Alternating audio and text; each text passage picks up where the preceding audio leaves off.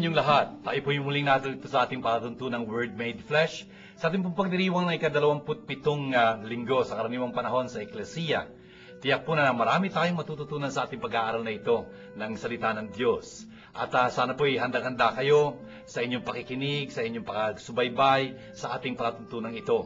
Saan po man kayo naroon, binabati ko po kayo mga magulang, mga anak, mga kasambahay, lalo na yung mga pinapasang mga hirap. Sana po ialay niyo sa Panginoon yaan. At yung pong aking mga kapatid na sa kaparian, yung pong mga diakono na naghahanda ng kanilang mga humiliya, yung pong mga katikista, religyosa, seminarista na nag-prepare ng kanilang mga sarili para sa pagbabahagi ng salita ng Diyos. Sana po ikapulutan niyo ang ating programa ng inyong magagamit sa apostolado niyo ito. At sana po sa Santa Maria Birhen na maging huwaran natin sa ating pagiging mga tagapagpahayag ng salita ng Diyos. Ito pong ating palatuntunan ito, lalo na sa araw na ito, ay magsesentro po doon sa pananampalataya. Lord, increase our faith. Yun po ang ating magiging panalangin sa Panginoon sa ating palatuntunan ito. Kaya po aking bati sa inyo, Shalom sa inyong lahat.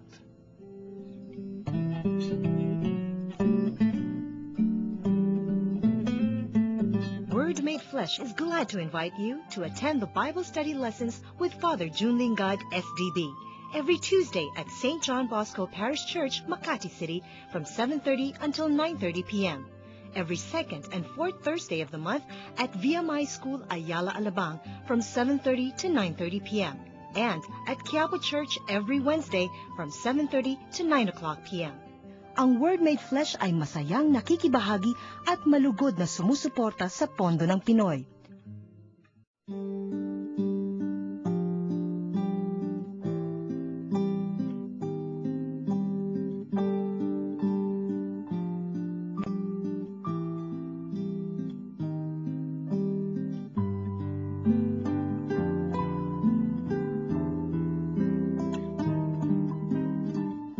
Ito ang pahayag ng Diyos na tinanggap ni Propeta Habakuk.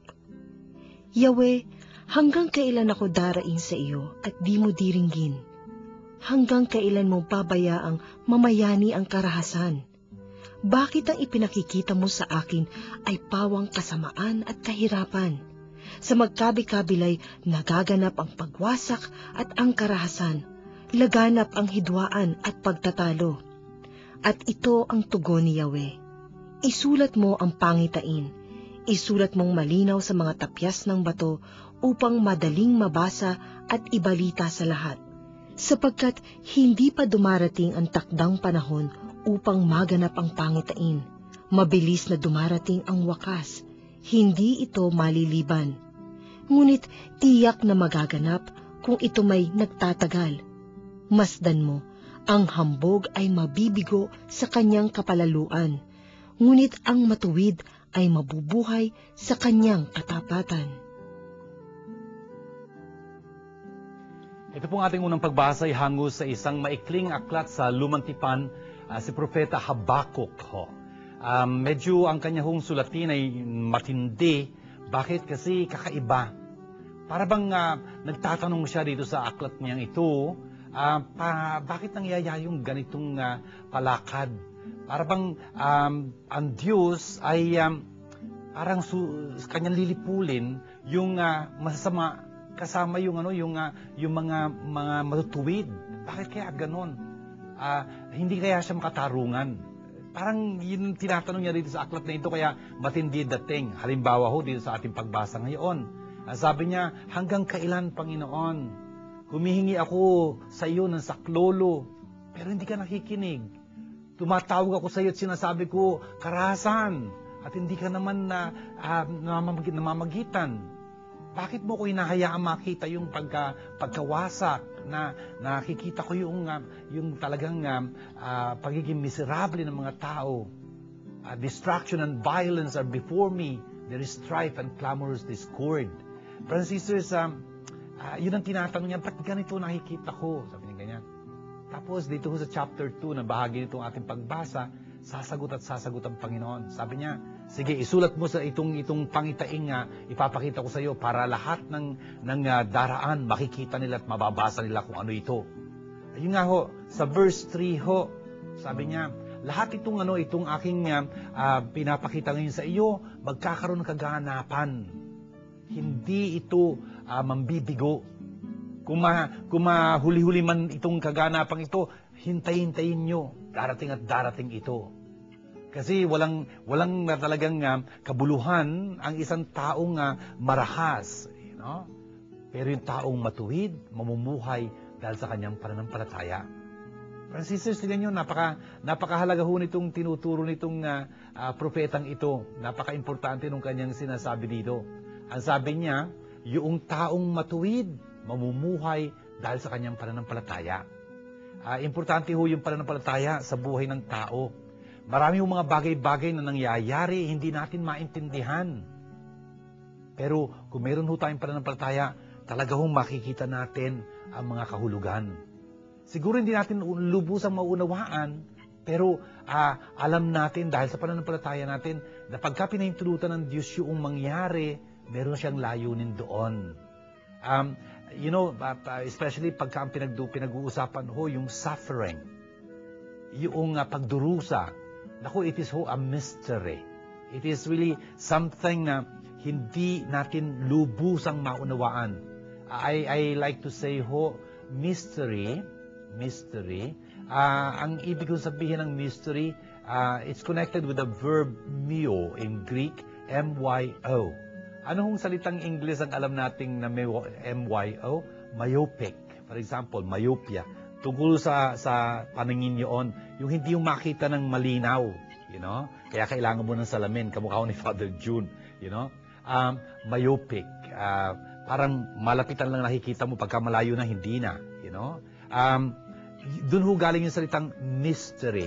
Hindi mo lubusang naiintindihan, nakikita, medyo malabo, you are groping in the dark, parang ganyan. Yun ang ibig sabihin ng mystery. Hindi dahil hindi totoo, hindi malinaw at talagang kumpleto at ganap yung nangyayari. Ikaw ang may problema, hindi mo nakikita ng lubusan. Ako, I know there are many things outside like that, but I cannot see it very clearly.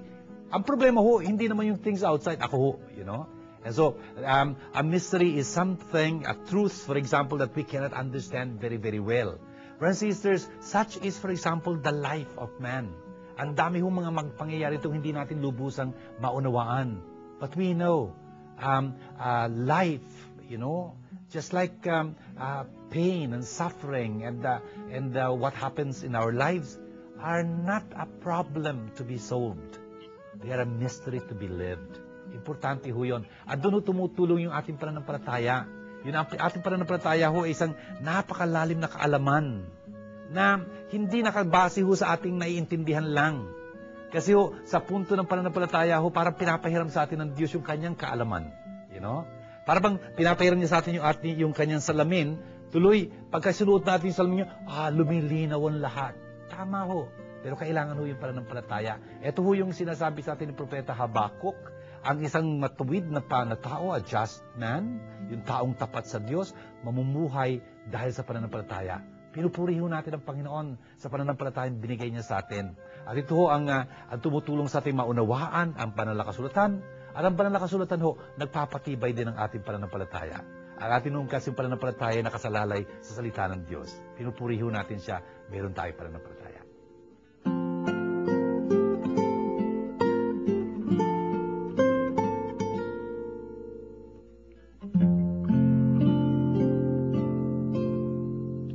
Come join us in praising and thanking God for His love and mercy. Word Made Flesh invites you to a prayer meeting every fourth Friday of the month at the Chapel of the Blessed Eucharist at the back of the main church of St. John Bosco Parish, Pasay Road, Makati City from 7 o'clock to 9 o'clock p.m. For details, please contact Tess de Maculangan at 0918-929-0984 or 892-1858.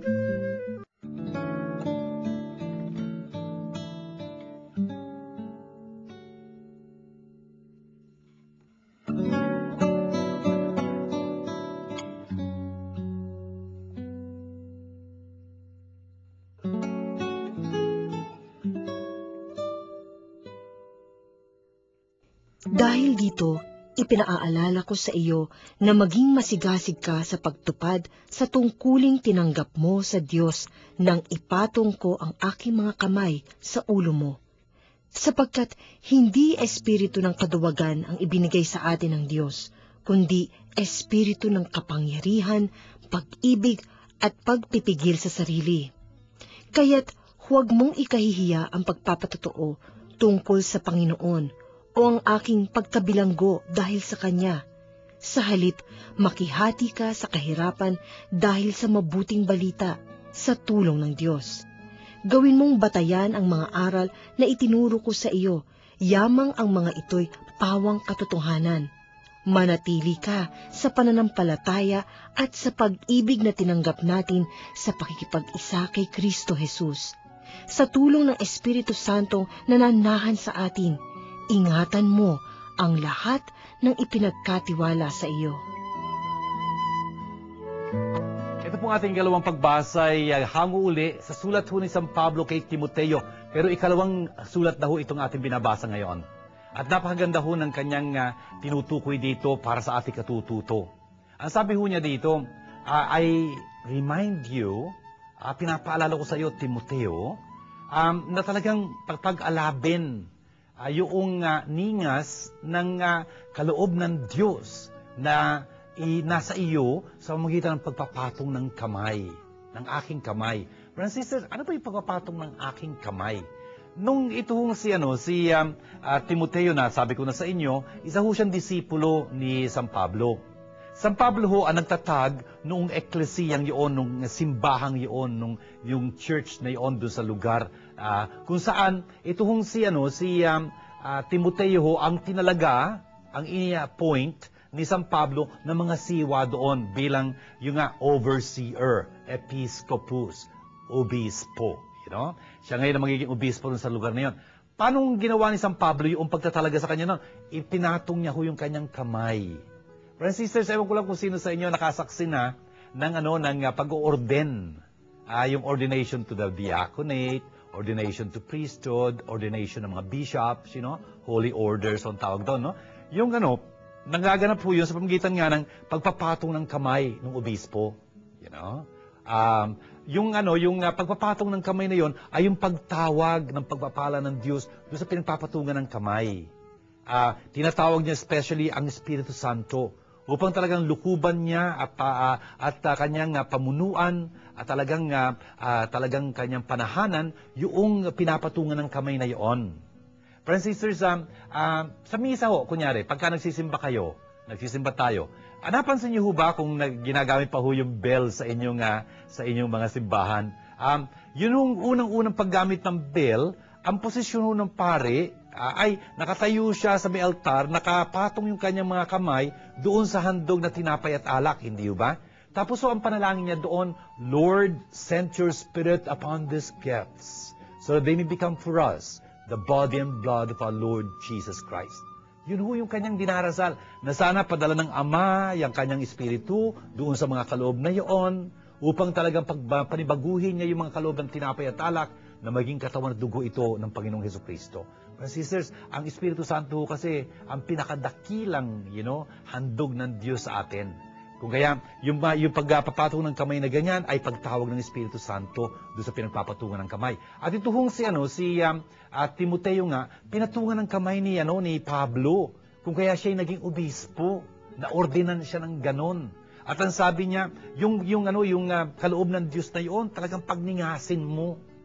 Brothers and sisters, nung tayo'y binyagan, nilukuban din ho tayo ng Espiritu Santo. Pinanahanan tayo ng Espiritu Santo.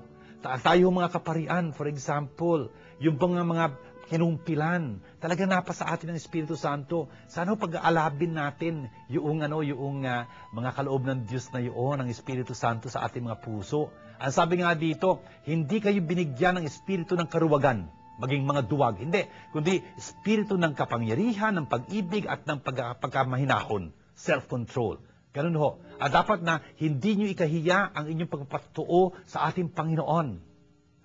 At hindi nyo kahiya ang inyong patutuo sa akin, sabi ni San Pablo. Isa akong preso ngayon dahil sa Panginoong Jesus. Sabi niya ganyan. Sana makiisa kayo sa akin, sabi niya ganyan, sa aking paghihirap para sa Ebanghelyo, sa magandang balita. With the strengths, makikisa kayo sa paghihirap na ito sa pamamagitan ng lakas na nanggagaling sa Diyos. Brothers and sisters, tapos sabi niya dito sa verse 9, iniligtas niya tayo. Ang Diyos nagligtas sa atin sa pamamagitan ng kanyang anak. At hindi lang yun, tinawag niya tayo upang maging banal. Tinawag niya tayo sa isang banal na pamumuhay. Brothers and sisters, importante yung maintindihan natin yun. Ang ating bukasyon, ang ating pagkakatawag ay maging banal. Hindi lang maging mabuti, maging banal. God called us not just to be good, but to be holy. Maganda basahin dito yung sinabi ni San Pablo sa kanyang unang sulat, sa mga taga-Thessalonica. Yun unang sulatin sa Bagong Tipan. At doon sa chapter 4 verse 3 noon, ang sabi ni San Pablo, ito ang kalooban ng Diyos para sa inyo. This is God's will for you. Be holy. Friends, sisters, tinan niyo yun. Napakaganda bagay noong sinasabi sa atin dito. Total, iniligtas tayo ng Diyos sa pamamagitan ng kamatayan ni Jesus sa krus. Tinatawag na tayo na maging banal. Ano bang ibig sabihin ng pagiging banal? Pagiging banal, ibig sabihin, umangat tayo mula sa kamunduhan.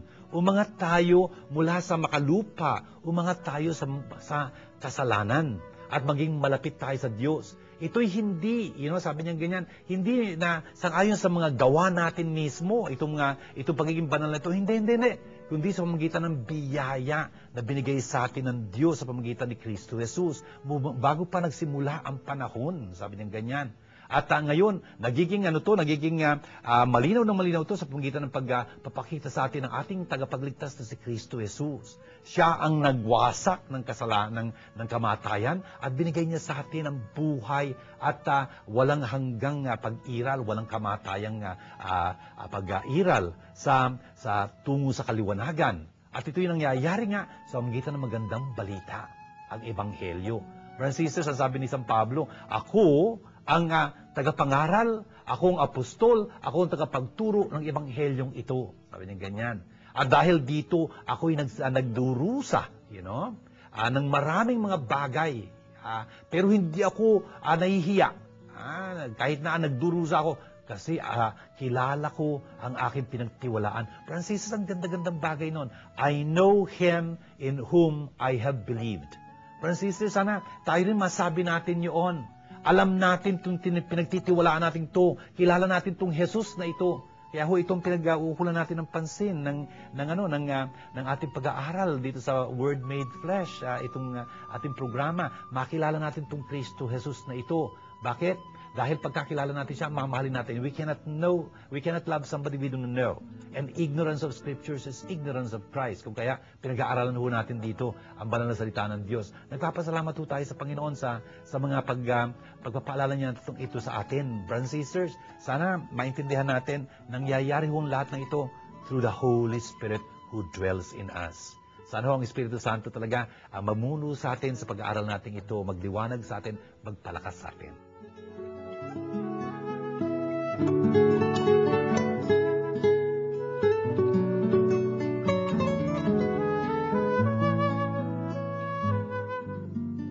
Word Made Flesh, through its Biblical Formation Institute, is glad to invite you to a Bible seminar entitled Development of Faith in the Gospel of John on November 17, 2007 from 8:30 a.m. to 6 o'clock p.m.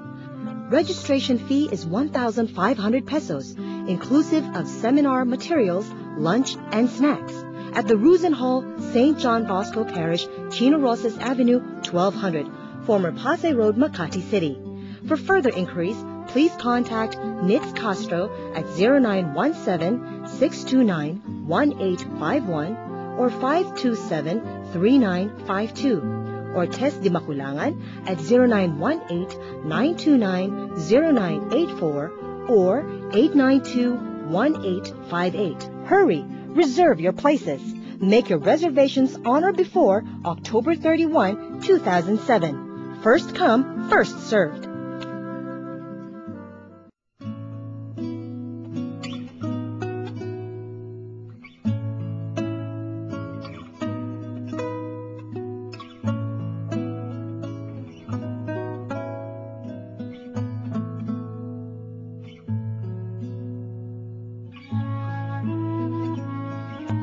Sumainyo ang Panginoon.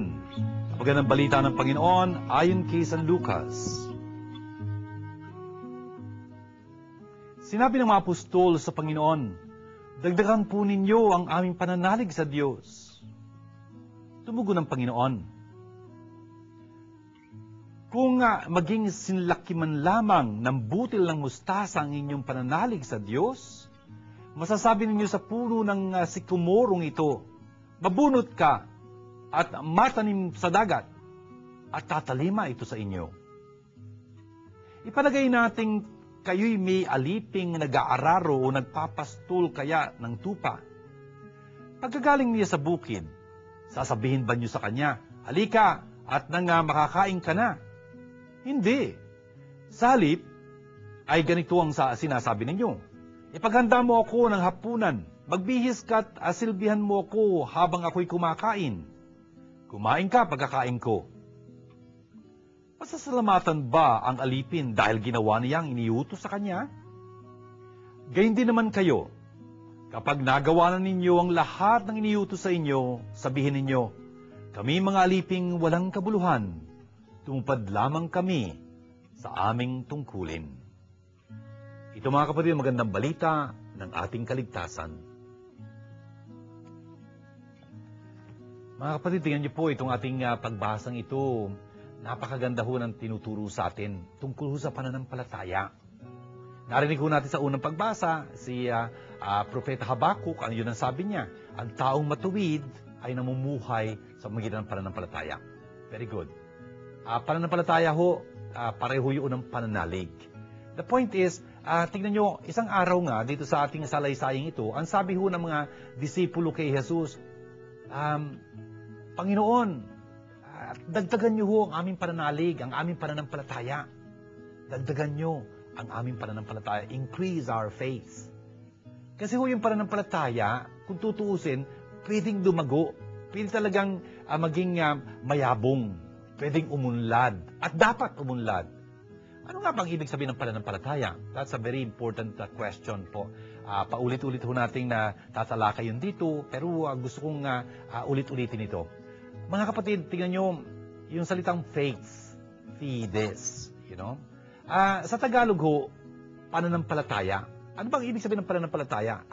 Sinasabi ko nga sa inyo, pagka kinuha natin yung salitang ugat, sampalataya. Yun ang pinagbubuhatan ng salitang ugat ng pananampalataya. Sampalataya. Pagka tinignan natin, saan galing yung salitang sampalataya? Makikita agad natin, umpisa natin sa dulo, taya. Alam natin kung ano yung taya. Ano ho? Yung tumataya, yung bet, yung wager, you know. Tapos, palataya. Palataya, ibig sabihin, palagiang tumataya. Ano bang palabiro, pala-absent, ganyan, ano? Palagiang tumataya. Anong palagiang tinatayaan? Sam. Sam ho, pagka tinignan natin kung ano ibig sabihin ng salitang sam, anong salitang ugat nun, yun ho ay konektado sa isa. Bakit? For example, bilang ho tayo ng mga tens. Isang 10, 2 10, 3 10, 4 na 10, no? Ganyan. 10, 20, 30, 40, 50, ganyan. Pero kung marunong ka ng Tagalog talaga, hindi mo sasabihin 10. You say 10, you know? Kamukha ng sambayanan, sanlibutan, sangkatauhan. Isa yon. Sa mga kapatid, pag tinunto natin yung ibig sabihin ng sampalataya, ibig sabihin nun, palagi ang tumataya sa iisa lamang. Ibig sabihin nun, alam na natin na kapag desisyon na tayo kung ano tatayaan natin.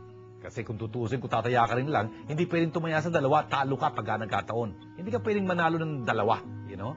The point is, yun ho yung ibig sabihin, for example, noong sa historia ho ni Elias, sa first book of Kings chapter 18, verse 21. Kung matatandaan nyo, nandun yung mga Israelita, tinipon ni Elijah, doon sa bundok ng Carmel.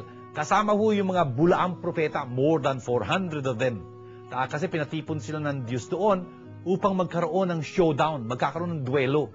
Itong iisa't natitirang tunay na propeta, tagapagsalita ng Diyos, at yung mga bulaang propeta, more than 400 sila, ni Baal. Yung Baal ho, isa yung male god ng mga Phoenicians, for example, yung mga taga Lebanon or something that way.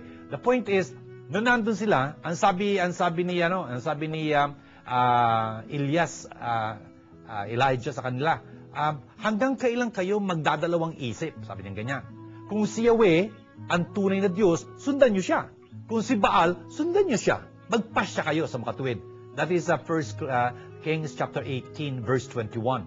Yun ang ibig sabihin nun ng pananampalataya. Magpasya kayo, pumili kayo, sampalataya. Brothers and sisters, yun sa Tagalog, gano'n ang ibig sabihin, ano? Pagka pinag-usapan natin, for example, yung I believe in God, the Father Almighty, Creator of heaven and earth, and in Jesus Christ. Brothers and sisters, yung dasal na yon, kung tutuusin, ano ba ang tawag na sa dasal na yon? Apostles? Creed, right? Creed. Credo. Credo ho, ibig sabihin, I believe in Latin. Popularly etymologized, kung i-derive natin yon in a popular way, masasabi natin, credo comes from cordo. Credo. Cordo. Ano ibig sabihin ng cordo? Cor, ibig sabihin, cor cordis sa Latin, corazon. Puso ho. You're cordially invited. Kayo pusong inanyayahan. Tapos do, ibig sabihin, I give. You know? Kaya nga, datum, data, given. Right? Donor, ganyan. Sa mga tuwid, pagka sinabi mong, credo, I give my heart. Ano bang simbolismo ng heart? Heart ho, kumakatawan sa buhay, lalo na. Oo, pag-ibig, pero lalo na buhay. Sa mga tuwid, pagka sinasabi mo, sumasampalataya ako from the Latin point of view, ang sinasabi mo talaga doon, handa akong ibuwis ang buhay ko para sa aking sinasampalatayanan. Francis, importante ho yung ibig sabihin yun. Natatandaan niyo siguro si Lorenz Ruiz. Ang sabi ho ni Lorenz Ruiz, if I had thousands of lives, I'll give them for my faith. Si yo tuviera miles de vidas, las daría por mi fe. Ganun ho yun eh. Isa lang yung buhay niya, inilaan niya pa yun sa Panginoon. Pero sabi niya, kung libo-libo man ito, ganun ang gagawin ko. Sisters, ang tindi ho nun, no? Yung manampalataya, ibig sabihin, handa kang ibuwis ang buhay mo. Handa kang mamatay para sinasampalatayan mo. Ganun ho yun. Brothers and sisters, mas magandang maintindihan itong pananampalataya mula sa punto de vista ng mga apostoles at ni Jesus ho. Bakit? Hindi naman sila Tagalog, hindi naman sila Romanos, you know? Sila yung mga Hudyo. Sa Hudyo ho, ano bang ibig sabihin ng to believe? To believe ho in Hebrew is he'emin. He'emin. Yun yung to believe in Hebrew. Yun yung he'emin, galing ho sa isang salitang Hebreo na aman. Aman. Aman, ibig kong sabihin to be strong, to be firm, to be stable. Yun ang ibig sabihin ng aman. At mula ho dun sa aman na yun, nanggaling yung salita nating amen. You know? Amen ho, ibig sabihin, that's it. You know? Matibay yan. You know? Hindi matitinag yan. Yun ang ibig sabihin nun. Pagka ho, tumatanggap kayo ng komunyon, you know, at sinabi nung nagpapakomunyon sa inyo, ang katawan ni Kristo, amen. Ibig sabihin niya, yan talaga yan. Naniniwala ako dyan. Totoo yan. Yun ang ibig sabihin noon. By the way, totoo. Katotohanan. In Hebrew ho, katotohanan ay emuna. Galing ho sa aman. Yun yung salitang iyon. Ano ibig sabihin sa mga tuwid ng heemin na galing sa aman, na pinanggalingan din ng amen? Heemin ho, ibig sabihin, patatigin ka, be strengthened, you know, ng salitang pinahawakan mo. Be strengthened by the word you're holding on to. Importante yung maintindihan yun. Manampalataya ho, mula sa punto de vista ng isang Hudyo, kamukha ni Jesus, kamukha ni Maria, kamukha ni San Jose, kamukha ng mga apostoles. Pagka sinabi ng nanampalataya sila, ibig sabihin, may pinangahawakan silang salita na nagpapatibay sa kanila, sa kanilang kalooban. Uy, ganun ho yun. Ang salita ho na pinangahawakan natin, nagpapatibay sa ating kalooban, ay ang salita ng Diyos. Kasi kung ang salita lang ng tao panghahawakan mo, kunyari, salita ng isang swindler na pinaniwalaan mo, abay sabi sa iyo, baliwala yung panalita niya, nangbobola lang yun, nanloloko lang yun eh. O yun, naloko ko tuloy. You know? Hindi ho. Pagka ang panghinawakan mo, ang panghahawakan mo ay ang salita ng Diyos, ay naku, hindi ka mabibigo. The word of God doesn't disappoint. He is always truthful. You know? Kung kaya nga, yun ang sabi ni Jesus sa atin. Mula, for example, doon sa pagtatapos ng kanyang pangangaral mula sa bundok ho, yung Sermon on the Mount, Matthew chapters 5, 6, and 7, ang sabi ho ni Jesus doon, kaya naman, notice, it's a conclusion. Therefore, ang bawat isang nakikinig sa mga salita ko ito, at sinasabuhay ito, sinasagawa ito, ay taong marunong nagtayo ng kanyang bahay sa ibabaw ng bato. Iihip ang malakas na hangin, babayuhin ang malakas na ulan, babayuhin siya ng baha, pero walang mangyayari sa bahay na yon. Bakit? Nakatatag siya, nakatayo siya sa matibay na saligan, wala nang iba kundi ang bato. Sabi ganyan. Brothers and sisters, yun ang ibig sabihin sa Tagalog ng pananalig. You know? Hindi ho ba pananalig, at ginagamit natin as faith, pananampalataya, pananalig. Pananalig ho, you know, ibig sabihin nun, nakasalig ka. That's the root word. Nakasalig ka. Nakasalig ka sa matibay na saligan. Wala nang iba kundi ang salita ng Diyos. Yun ang ibig sabihin nung ating salitang pananalig. You know, nakasalig tayo sa salita ng Diyos. And that's exactly what Jesus says in Matthew chapter 7 verse 24. Brothers and sisters, ito ho yung ibig sabihin ng pananampalataya na hinihingi natin sa Panginoon na talagang dagdagan, you know, yung ating pananampalataya. Kasi sabi ko nga sa inyo, pwede umunlad at umunlad at umunlad itong pananampalatayang ito. Alam niyo pa, si Father Junho, nung siya kura paroko doon ho sa Tondo, sa Barrio Magsaysay, at binabati ko nga yung mga parokyano doon sa Tondo. Ayun ho nga, doon sa Tondo, pagka nagbibinyag si Father nung binyagang maramihan, you know, yung mass baptism namin doon, we do at least in those times, 3 times a year, you know, on Christmas Day, on the day of Santo Niño, and on the day of Don Bosco. Yung tatlong binyagang yun. Naku, ang dami hong bibinyagan sa mga araw na yun. The point is, pagka binyagan yung unang-unang bibinyagan sa kanila, ako magbibinyag kasi may mga tutulong sa akin magbinyag eh. Mga diakono, mga paring ganyan. Pero yung unang-unang bibinyagan, ako unang magbibinyag. Saan ko bibinyagan? Doon sa harapan ho. Nakaangat ho kasi yung altar namin, doon ko bibinyagan. Sa ibabaw ho ng Sa ibabaw ng isang paso. Yung pasuhong yun, meron nakatanim. Ano yung nakatanim doon? Bonsai calamansi. You know, bonsai calamansi. Bakit ko bibinyagan doon sa ibabaw ng bonsai calamansi? Kasi meron akong ibig paintindi doon sa mga taong nando sa binyagang yun. Anong gusto kong paunawa? Na pagka bibinyagan ng isang tao, merong tinatanim sa kanyang puso ang Panginoon. Ano tinatanim ng Panginoon? 3 binhi. Binhi ng pananampalataya, pag-asa at pag-ibig. Friends and sisters, pagka nagtanim ka ng isang buto, isang binhi, you know, kunyari, nagtanim ka ng isang buto ng mangga, ano ba inaasahan mo pagdating ng panahon? Na sisibol yun, lalaki siya, at balang araw mamumunga. That's it. Tingnan nyo, talagang ang binhi ng pananampalataya, pag-asa at pag-ibig ang tinanim ng Diyos sa atin, talagang pwedeng sumibol at dapat sumibol. At dapat talagang lumagot, mamunga balang araw. O mga kapatid na sumusubay dito sa ating palatuntunang Word Made Flesh, medyo, yun ang pagtatanim ng Diyos na ginawa niya ng tayo binyagan, medyo matagal na ho siguro yun. Nasaan ho ang bunga? Nasaan ho yung bunga ng ating pananampalataya? Talaga bang yung pananampalataya natin lumalago at lumalago? Francis, dapat lang, you know?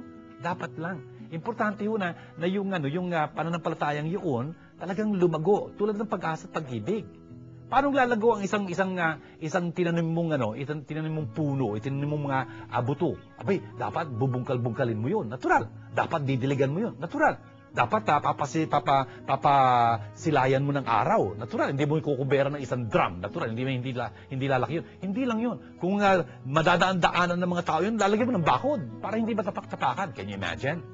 Brothers and sisters, ito hubang mga ito ginawa natin o ginagawa natin tungkol sa ating pananampalataya, pag-asa at pag-ibig. You know? Kasi importante na talagang yung binihing yun na tinanim ng Diyos, talagang kalingain natin. Bungkalin ho natin sa magitan ng pagdarasal natin, patabaan natin to sa magitan ng pag-aaral natin sa salita ng Diyos. Talaga namang pasilayan natin ang araw ng Panginoon to sa magitan nga ng pakikisalamuhan natin sa Kanya, sa mga sakramentong ganyan. Talagang bakuran natin to, pagsanggalang natin to, pag-aralan natin ang ating pananampalataya ng mas masiusi, you know? Yun ang ginagawa natin dito sa pag-aaral natin ito ng salita ng Diyos. Francis, tingnan niyo ho, importante na talagang yung ating pananampalatayang ito lumalago. Pagka ho yung pananampalataya natin ay naging ganap, dapat maging ganap, hindi ho ba? Hindi kaiba ho yung pananampalataya ng isang batang maliit sa pananampalataya ng kanyang tatay at nanay. I hope so, you know? Dapat talagang habang lumalago at dumadaloy ang buhay, tumatagal tayo sa buhay na ito, dapat yung pananampalataya natin nagiging mas matibay din, nagiging mas ganap.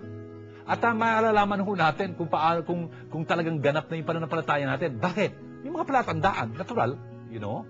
Brothers and sisters, katulad ng isang mangga, you know. Alam natin kung kailan hinog yung mangga, hindi ba? You know, makikita natin, ibang-iba na yung kulay. Medyo hindi na green, kundi yellow na siguro siya. Makikita natin, malambot-lambot na siya, hindi na matigas, you know. Hindi lang yun, ang ganda ng amoy niya, matamis-tamis yung amoy talaga. Hindi lang yun, yung laki niya, malaki na siya talaga, you know. At hindi lang yun, yung lasa nga, matamis na siya. Makikita mo, hinog na siya. Yun nga ho, may mga palatandaan ang pagkahinog ng manggang yon. Ganon din naman ho yung pananampalataya. Pagka ho yung pananampalataya, ganap, talagang nagiging mature yung faith natin, may mga palatandaan ho yun. At ang unang-unang palatandaan ng isang mature faith, it is personal. I believe. Ganon ho yun. Talagang tayo na mismo na nanampalataya. Nagpapasalamat tayo sa lahat ng mga tumulong sa ating makapanampalataya kay Jesus, ang ating mga magulang, mga pare, mga madre, mga katikisan natin, mga guro, mga kaibigan natin nag-akay sa atin sa Panginoon. Salamat sa kanila, yes. Pero ngayon, sa sinasabi natin, I believe. Tayo na ang sumasampalataya. Natandaan niyo ba yung Samaritano ho, na pinuntahan nung babaeng taga Samaria, at sinabi, "Huy, halika kayo, tingnan natin itong taong ito nagbunyag sa akin ng lahat ng ginawa ko." Si Jesus ho. Nagpuntahan sila kay Jesus. Salamat doon sa patutuon ng babae.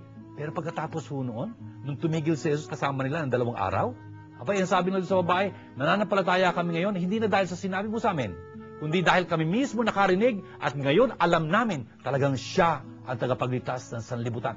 Francis, tingnan nyo nangyari. Their faith became mature. They themselves now have heard and they know, Hindi na dahil doon sa sinabi sa kanilang babae. Yun nga ho, it became personal. Mature faith should be personal, Hindi lang yun. Mature faith should be reasonable. You should know the reason of your faith. Yun ang sabi ni San Pedro, 1 Peter chapter 3 verse 15. Ang sabi niya doon, enthrone Christ in your heart as Lord, always be ready to give an answer to anyone who asks you the reason for your hope, And that hope of yours is Jesus Christ. Francis, dapat marunong tayo magpaliwanag ng pananampalataya natin. Hindi lang yon. Dapat committed tayo tuon sa ating pananampalataya, At handa tayong mamatay para doon sa pananampalataya natin yun. Yun yung sinabi ni Santo Tomas, for example, ni St. Thomas, nung sabi ng Panginoon, "Halika kayo, umakyat tayo sa Jerusalem." Ang sabi ng iba, "Panginoon, hinahantig ka na nila doon, babalik ka na naman."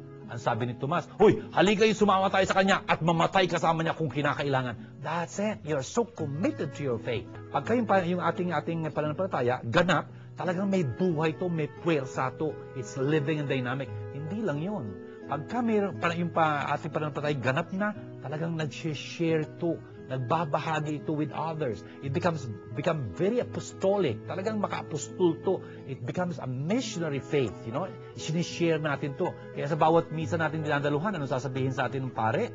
Go, Yung go na yun is yung utos sa atin ni Jesus. Go therefore, make disciples of all nations. Share this faith of yours. Bring me to others. Ganun ho yun. Francis, tingnan nyo, ang yaman-yaman nitong pananampalataya natin ito. Importante ho, lumalago itong pananampalataya ito. Sana ho, itong ating pagdiriwang ng linggong ito, talagang maging panalangin natin, Lord, increase our faith. Importante ho yun. Kasi ho, kaloob ng Diyos ang ating pananampalataya. Tingnan nyo, siya nagtanim noon. Siya rin ho magbibigay ng pag-unlad noon. Hindi ho nadadala yun ng ating sarili. Dahil ang bait-bait natin, ang dami alam. Hindi ho. Pwede ang dami-dami mo alam, pero wala kang pananampalataya. Ang hina-hina ng pananampalataya mo. Hindi. Importante ho na habang lumalago yung kaalaman natin, tumatatag yung ating pananampalataya.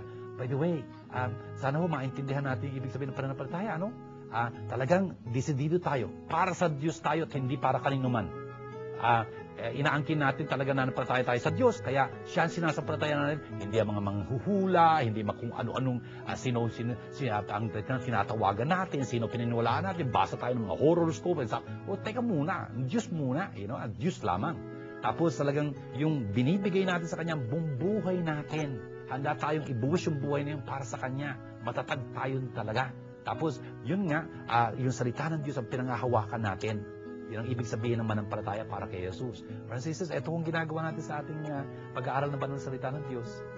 Sinisikap natin maunawaan itong salitang ito na gusto natin panghawakan natin at tatagan, maging saligan ng ating buhay.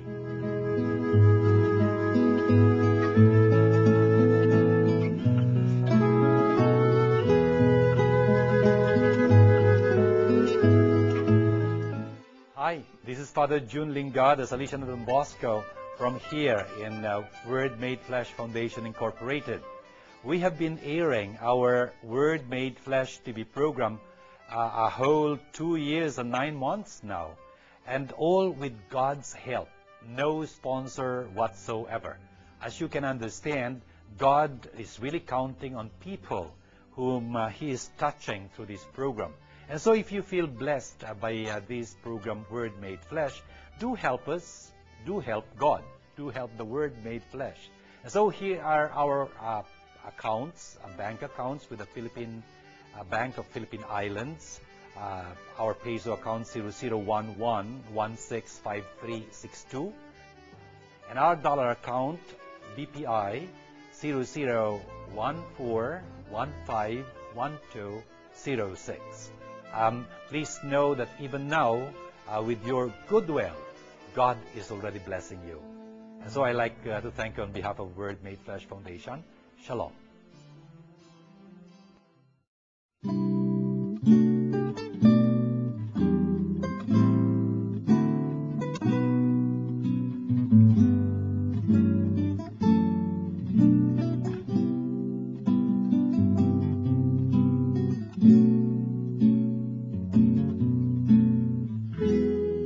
Father June, masama po bang makipagkaibigan sa mga kaklase kong iba ang relihiyon?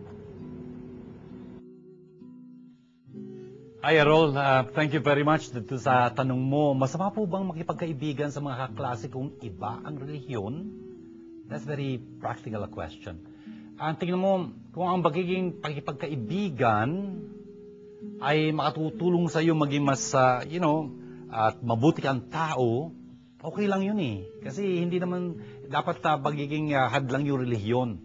Pero pagka yung relihiyon nila na iba sa iyo, ay talagang hikayatin ka na, sumapi sa kanila, dumalo ka sa kanila, tuloy, hindi ka na nagsisimba, nandun ka na lang sa kanilang pagba-Bible studying, ganyan, ewan ko kung ano nangyayari, ngayon, hindi ka na nagdarasal, ngayon, iba na pakikitungo mo sa mga katolikong ganyan, dahil katoliko ka naman, ngayon, hindi mo na kinikilala si Maria, kasi, tingnan mo na, influensyahan ka, medyo, hindi tama yun. Dapat talagang sensitibo ka sa relihiyon mo, hindi mo pinagpapalit yun, napakahalaga nung regalong yun sa iyo ng Panginoon. Kung kaya dapat pinagsasanggalang mo yun, kaya hindi mo dapat pinagpapalit yun. Alam mo, mayroong isang talata sa ikalawang sulat ni San Juan. Wala naman chapter yun eh. Napakaikling sulat kasi. Doon sa may bandang verse, for example, verse 9. Ang sabi niya,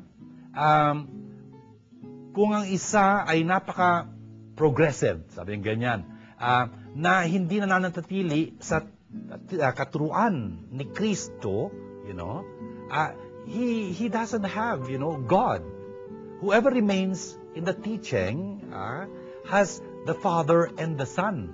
Hindi lang yun. Ang sabi niya pa, kung mayroong dumating, sabihin natin ganyan, na iba ang dalang doktrina, hindi yung natutunan natin, for example, bilang mga Katoliko, ang sabi niya dito, do not receive him. Huwag mo lang siya patuloyin sa inyong bahay. Hindi lang yun. Don't even greet him. Sabi niya ganyan.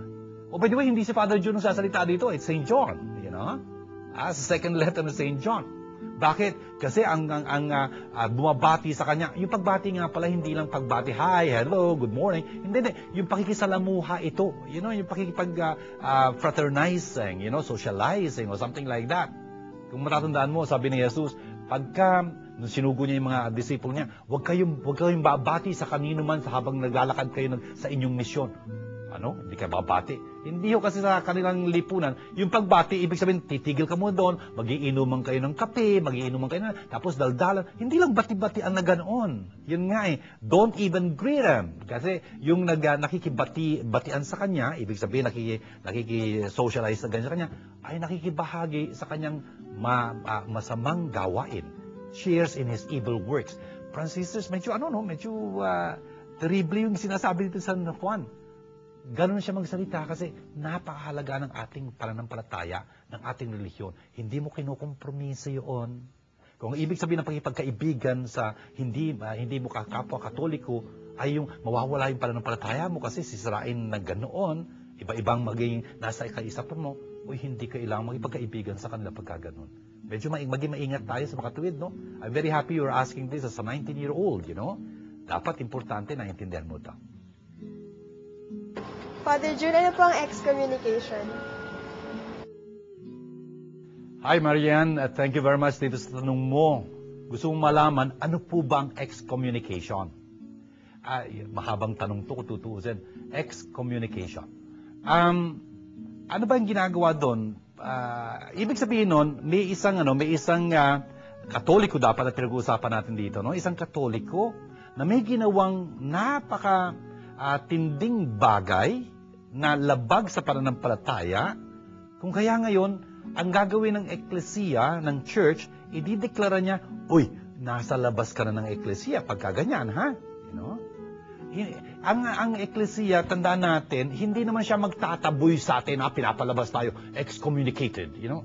Hindi ganon. Ang ginagawa ng eklesiya ay papaalalahanan yung taong namimiligong gagawa ng masama na ganon na, pagka ginawa niya yun, ayun, nasa labas na siya. Pagpaalalahanan siya, uy, gagawin yan. Pagka ginawa mo yan, mapapalabas ka sa eklesiya, Pagka sabihin natin, hindi siya nakinig at gusto niyang gawin yung gusto niyang gawin, idideklara ng eklesiya na, uy, nasa labas ka na ngayon ng eklesiya. Tignan mo, you are excommunicated. Yan ang ibig sabihin noon. Siguro isang bagay na dapat na halimbawa, sabihin natin isang pare, sabihin natin bilang isang pare, meron siyang sinumpaan na hindi siya mag-aasawa, Katolikong pare siya, hindi siya mag-aasawa, yung celibacy. Sabi niya, ang nangyari, lumabas siya. Hindi officially, basta lumabas siya sa pagpapari niya, hindi na siya nagpa-function na ganyan, ewan ko, nag-awol o something like. Tapos hindi lang yun, sumama sa isang babae, tapos nagtangkang magpakasal sa kasal na civil, Kasi hindi naman siya pwedeng ikasal sa eklesiya, it cannot be. Nagpakasal sa huwes, sabihin natin ganyan. Well, by doing that, excommunicated siya. Dapat alam niya yung pari siya, dapat pinag-aralan niya yun eh. Kung kaya, idideklara lang ng eklesiya na, excommunicated siya. Kasi, kung tutuusin, yung bagay na yun is ipso facto. By the very fact na ginawa niya yun, he incurred excommunication. Idideklara ngayon na excommunicated siya. Ibig sabihin, wala na siya sa community. Ex kasi ibig sabihin out, community, out of the community. He is out of the community of the church. Malungkot yun, malungkot, Anyway, tinanong mo, kaya sinagot ko. Okay?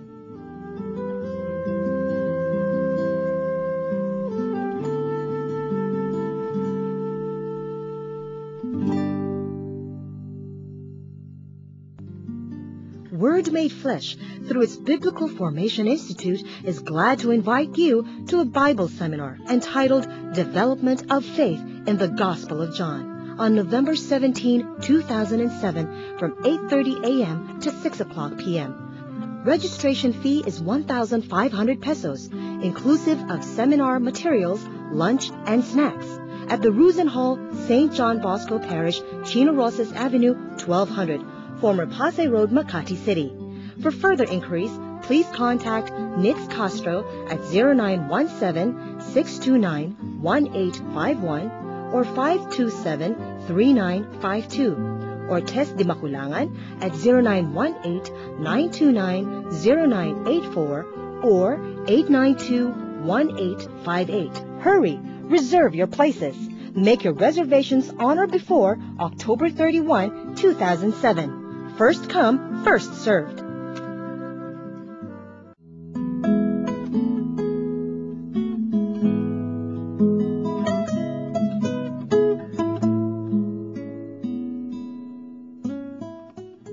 Dito po sa ating ika-27 linggo sa karaniwang panahon sa Eklesiya, yung mga pagbasa po natin, ang daming pinaalala sa atin. Lalo na po, yung unang pagbasa natin ay hango nga kay Habakkuk, this Old Testament prophet, na sinalungguhitan niya ho para sa atin na ang isang taong matuwid, mamumuhay dahilan sa pananampalataya. A just man lives by faith. Napakahalaga ho noon. Yun ho yung pinakasagot dun sa tinatanong ni Habakkuk, bakit ba ganito nangyayari? Yun nga, hindi natin maintindihan ang mga pangyayari, Pero yung pananampalataya natin magpapaunawa sa atin. Na bagamat parang hindi natin maabot maisip bakit ganon, merong layunin ng Diyos. At yun yung pananampalataya natin na bibigay sa atin ng pagkaunawa doon. Hindi man natin maunawaan yan, alam natin, meron layunin maganda ang Diyos diyan. Dapat lang manampalataya. Yun yung second reading natin mula kay San Pablo, pinapakita roon na hinihikayat niya si Timoteo at tayong lahat na talagang papag-alabin muli yung ating natanggap nung ipinatong sa atin ng mga kamay, doon sa pagbibinyag sa atin, pagkukumpil sa atin, pag-uorden sa atin, binigyan tayo ng mga biyaya ng Diyos, kung kaya dapat talagang papag-alabin natin uli yun. At hindi tayo mahiya sa pagpapatuon natin at sa Panginoon, sa ating mga buhay. Alam natin, tinawag niya tayo, niligtas niya tayo at tinawag niya tayo maging banal. Napakahalaga ho noon. Brothers and sisters, lagi natin tandaan, dapat kilala natin yung sinampalatayanan natin. I know the one in whom I have believed. Napakaganda hong bagay noon. O nga pala, pagka pinag-uusapan yung pagpapatong ng kamay, sana ho, matandaan natin yung pagmamano ho, yung pagmamano. Yung mano ho, ibig sabihin kamay. Pagka nagmamano tayo, kinukuha natin daliri. Dapat yung kamay ho, kinukuha natin. Pagka kinuha mo yung kamay, makikita mo, lalapat yun sa iyong ulo. Yun nga ho, hinihingi natin. Sana ho, patong nyo sa akin ng yung mga kamay, tawag nyo ako ng pagpapala. At kayong pinagmamanuhan, mga magulang, yung kayong mga natatanda, sana ho, magpala kayo sa kanila. God bless you. Jesus loves you. God have mercy on you. Ganun ho, ano man pagpapalang tawag niya sa kanila. And of course, the last reading natin, yung gospel, ay sinangguhitan ho yung pananampalataya. Napakaganda hong bagay na maunawaan natin at mapagyaman natin. Yung pananampalataya, dapat umuunlad. Hanggang dalhin tayo nito sa harap ng Panginoon. And we can pray all the time, what the apostles here asked Jesus, Lord, increase our faith. And that's very important for us. At pagka nagawa natin lahat ng pinag-uutos sa atin ng Panginoon, sabihin natin, we're useless servant. We only did what we were supposed to do. Kasi hindi tayo karapat-dapat sa mga papapala ng Panginoon. Kung pinakapaging dapat niya tayo, yun ay dala ng kanyang kabutihan sa atin. At itong gawin panalangin ng lahat ng ito, sa ngalan ng Ama't ng Anak at ng Espiritu Santo. Amen. Abba, mapagmahal naming Diyos at Ama, salamat po marami sa mga pinaalala niyo sa aming napaka-importanting mga katuruan at katotohanan sa pamamagitan ng mga pagbasag ito. Abba, hiniling po namin tulungan niyo kami maisabuhay ang mga katotohanan ito sa aming mga pang-araw-araw upang maging kalugod-lugod kami sa inyo at lubusan niyo pagpagpalain. Abba, tinataas po namin muli sa inyo ang lahat ng mga humihingi sa amin ng panalangin, nakikisa sa amin ngayon sa aming palatuntunan ito. May mga dinadalang pasanin, mga karamdaman, mga pagsubok, mga agam-agam, mga pinoproblema nila, ang kalumbayan, ang pamimigati sa pagyaon ng kanilang minamahal. Abba, talagang papukawin niyo ho sa kanilang pananampalataya, makaasa uli sa inyo at talagang ibigin kayo ng higit sa lahat. Tinataas po namin sa inyo ang lahat ng mga tumutulong sa amin, ibig pang tumulong sa amin, pagpalain niyo sila ng abot-abot. Ginagawa po namin dalangin ito kasama ng aming Birhen, alang-alang kay Kristong aming Panginoon. Amen. Sumainyo ang Panginoon at pagpalain kayo masaganang makapangyarihang Diyos, Ama at Anak at Espiritu Santo. Amen. Ito po ang ating palatuntunang Word Made Flesh. Sana po nakapagbigay ito ng sigla sa inyong pananampalataya, pag-asa ninyo, at talagang pinukaw nito ang pag-ibig ninyo sa kapwa, sa Panginoon, lalo na sa Eklesiya. Shalom ho sa inyong lahat. Hanggang sa muli. The 5th season VCD of the Word Made Flesh TV show is now available. For details, please contact the following numbers. NITS at 0917-629-1851 or 527-3952, or Marites at 0918-929-0984 or 892-1858. This program is brought to you by God, the Word made flesh. Indeed, God is our sponsor.